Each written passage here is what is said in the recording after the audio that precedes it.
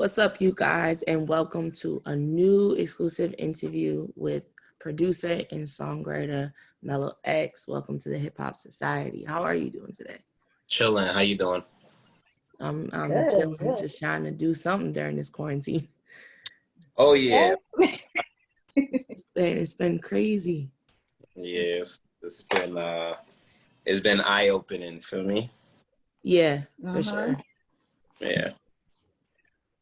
So, let's just dive straight into it. I know I've been reading up on you a lot, and I'm very curious because I see that you started off as a DJ, but as in getting into the music industry itself, like what was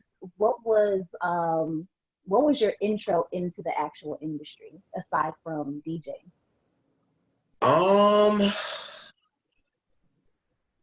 Well, when you say industry, you just mean like music is like the industry of engagement. Well, was when I first was DJing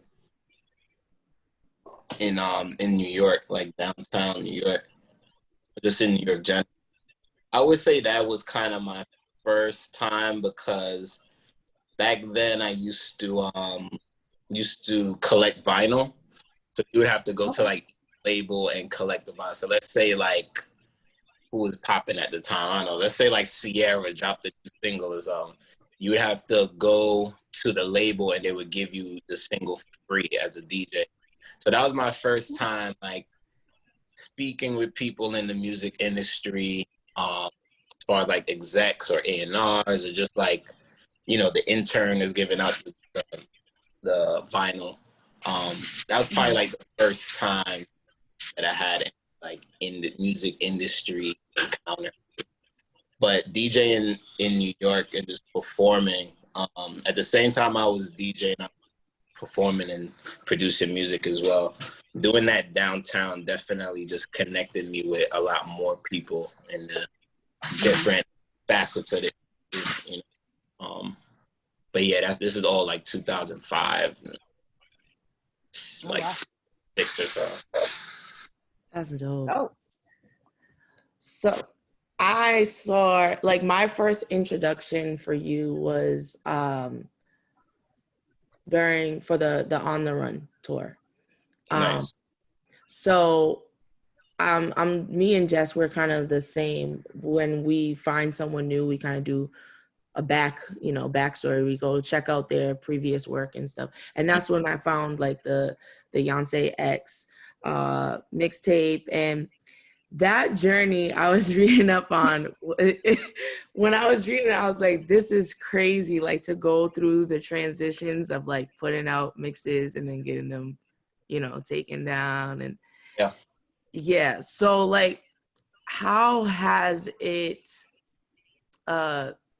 been since, like, as far as like if you make any new mixes or anything like that, like as far as like staying consistent with it while still being able to juggle actually working with like these mainstream artists? I just do me, I just do me 100%, and that seems to work very, very good. It's there's definitely roadblocks, and there's hurdles within everything, but for the most part, I just do me, even with the mixtapes, or like the mixtapes that I did, like Beyoncé X, I did a series of them, so there's like 6 or 7 that I did, and I can say each one got some kind of, not recognition, but some energy that felt the same, like, like when I did a Maxwell one in 2010 and it blew up the same way, and he actually hit me up like, yo, this is fire, and then his label bought the rights to some of the remixes so that he could use it on a tour, Nice. That was 2010. And then I did one in like 2008 for Amy Winehouse. Amy Winehouse. So that was pretty like the first one I did. I remember Mark Ronson hearing it and being like, "Oh, this shit's fire." You know, so I always followed my gut instinct and just follow like, yo, remix this project, or yo, this joint. You know, I just followed my gut instinct and just went with it, and it always seems to guide me in the right place. You know? It just makes sense, even though it might not make sense in the moment. You know, like with Beyonce X, it got taken down and all that, but I wasn't trying to make monetary. You know, it was about the energy and just following what, you know, following the guide and following what my gut is telling me to do. Like, put this shit out now. Don't put out this shit this weekend. Put it out now. Trust me. I'm like, okay.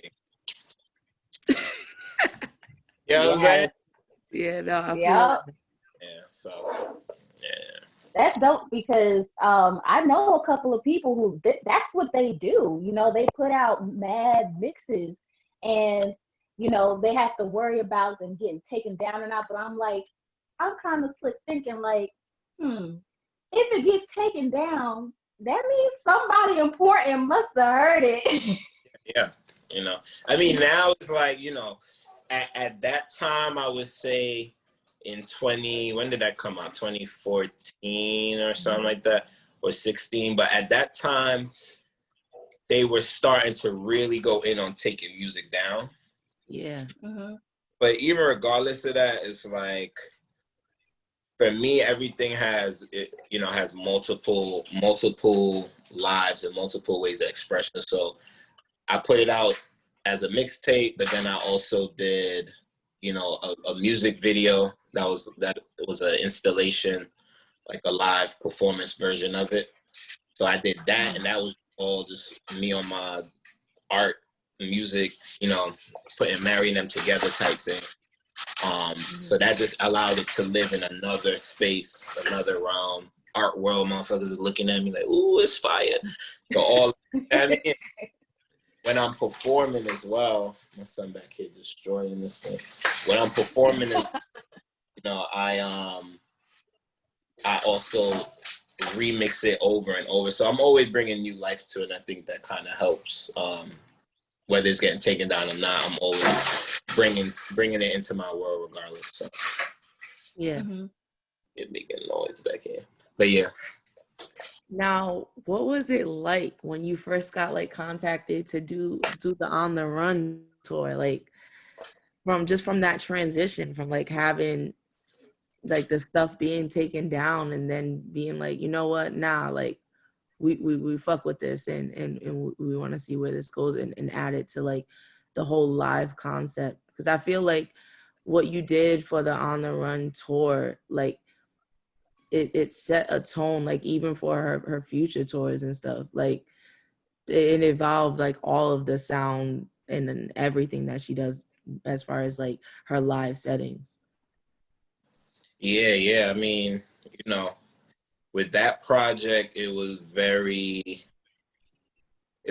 new to me, scale wise, I would say.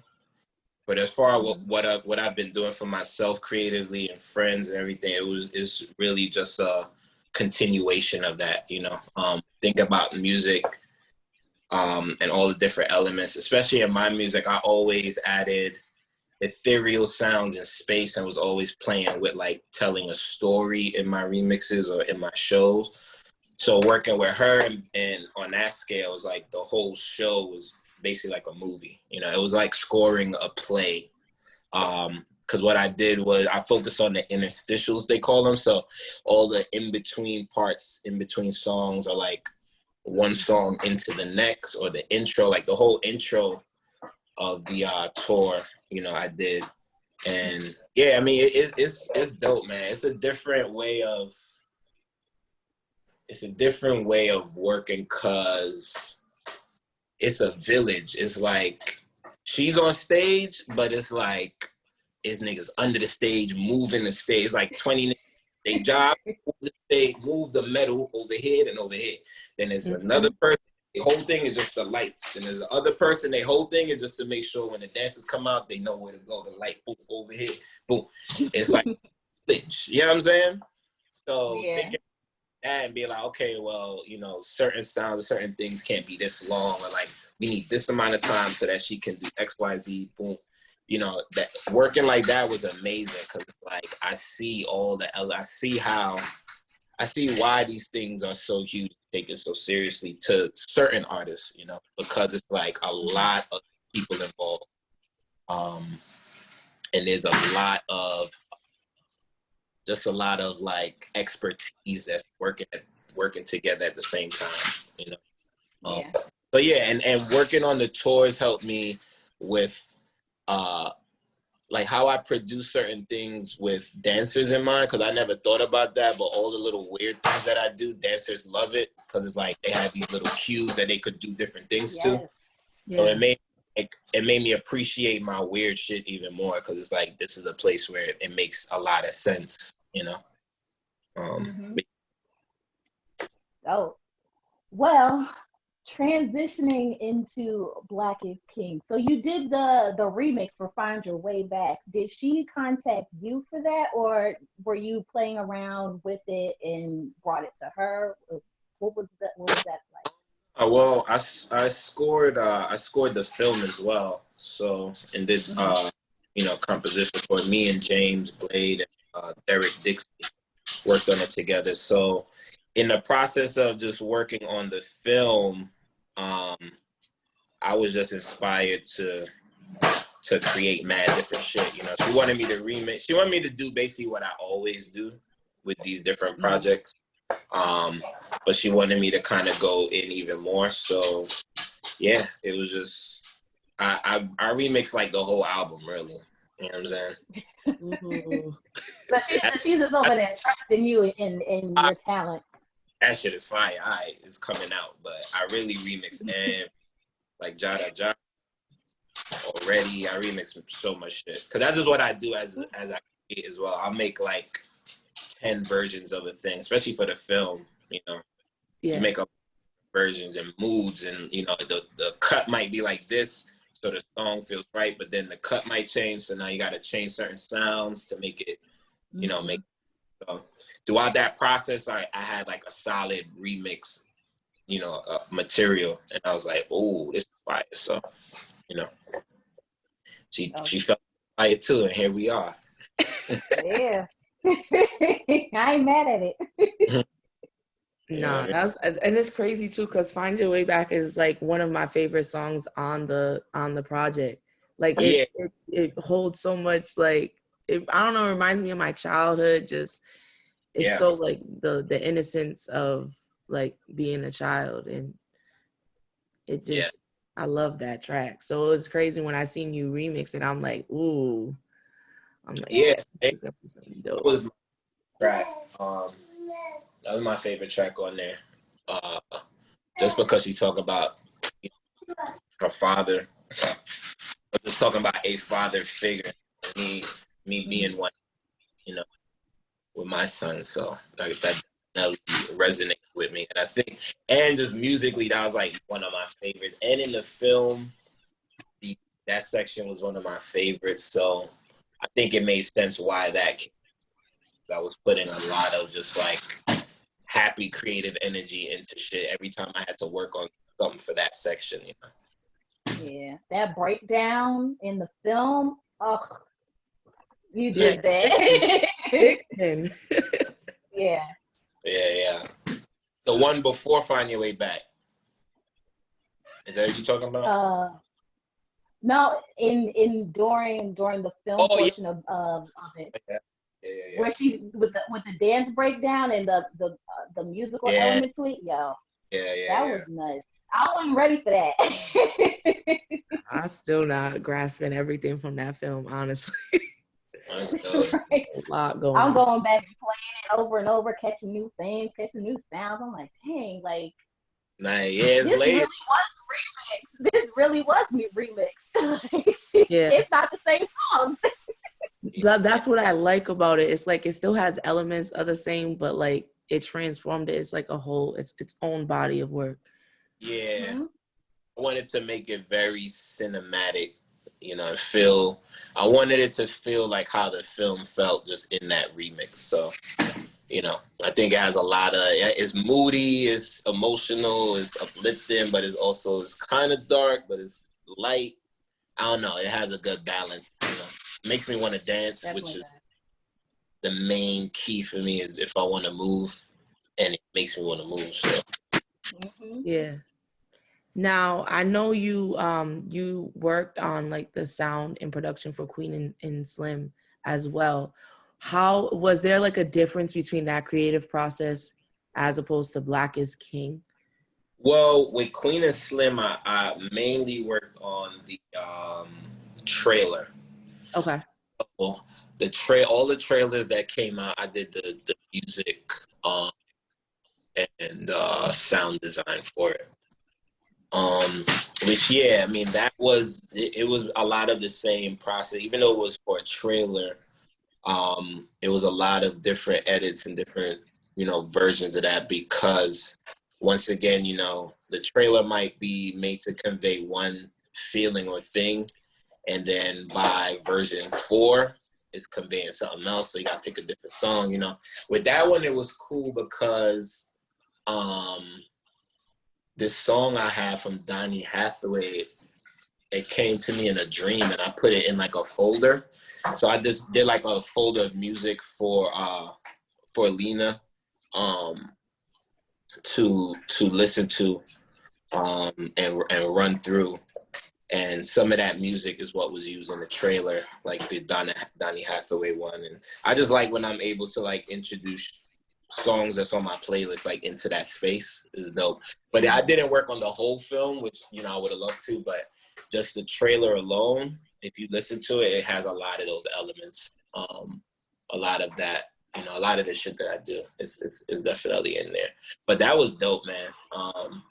I like being in the movie theater and like seeing the trailer and it's like my shit. It was dope. Yeah. Yeah, Well, Melina definitely. Me and Melina met on the Run 2 tour when she worked on the tour and filmed. She was like the director, I would say. She filmed a lot of it. Yeah. So we worked on that a lot, and I think that's where we just kind of got that connection of how we work. And she calls me up for certain shit. So yeah. well, without spilling too much, if you can't spill too much, is there anything coming up in the works? Any new projects? Any new music production coming out from you? For me, hell yeah. Well, right now is like I've been in just my music bag for the last few years. I've been on like I say my own form of a sabbatical. You know what I mean? I kind of just took time out to grow as a creative, to learn about myself, grow as just a human, period, having a family and everything.